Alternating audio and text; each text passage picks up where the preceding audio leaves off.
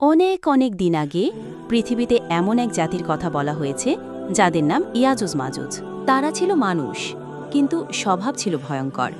তাদের সংখ্যা এত বেশি যে নদী শুকিয়ে ফেলতে পারত, ফসল একদিনেই খেয়ে শেষ করে দিত, গ্রাম নগরী ধ্বংস করে ফেলত। আল্লাহ তাআলা কুরআনে বলেছেন তারা ইয়াজুজ মাজুজ অনেক ফিতনা সৃষ্টি করবে। সূরা আল আম্বিয়া ৯৬। লোকেরা তাদের থেকে ভীষণ ভয় পেত। তাদের নাম শুনলেই মানুষ আতঙ্কিত হয়ে যেত। মহান আল্লাহ এই ভয়ঙ্কর জাতিকে কিয়ামতের বড় আলামত হিসাবে রেখেছেন। কিন্তু একদিন আল্লাহর ইচ্ছায় বের হবে। সেই দিন হবে মানব ইতিহাসের সবচেয়ে ভয়াবহ দিনগুলোর একটি। ইয়াজুজ মাজুজের ভয়ঙ্কর কাহিনী বুঝতে হলে আগে জানতে হবে জুলকারনাইন ছিলেন এক মহান বাদশা। তিনি ছিলেন ন্যায়পরায়ণ, আল্লাহ ভীরু এবং শক্তিশালী।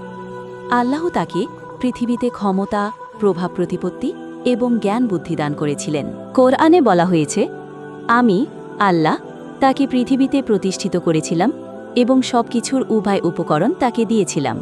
সূরা আল কাহফ ৮৪। তার ভ্রমণ।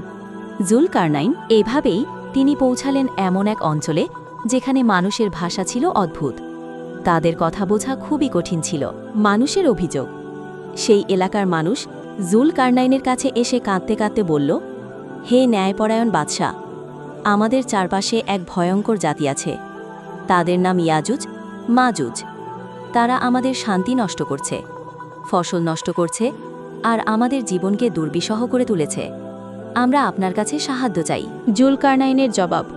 জুলকারনাইন বললেন, আমার আল্লাহ আমাকে অনেক কিছু দিয়েছেন, তবে তোমরা শ্রম দেবে আর আমি জ্ঞান দেব।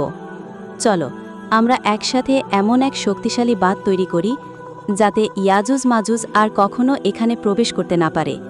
মানুষেরা খুশি হল। তারা জানল এবার তাদের জন্য মুক্তির দ্বার খুলতে চলেছে। মহাপ্রাচীরের নির্মাণ।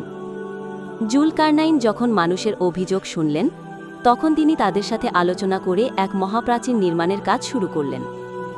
প্রস্তুতি। তিনি বললেন, তোমরা শ্রম দাও, কাঠ, পাথর, লোহা নিয়ে এসো। আমি আমার জ্ঞান দিয়ে একটি শক্তিশালী বাঁধ তৈরি করব। লোকেরা পাহাড়ের ফাঁক দিয়ে আসা পথে কাজ শুরু করল। সবার হাতে ছিল হাতুড়ি, কোদাল আর মজবুত দড়ি।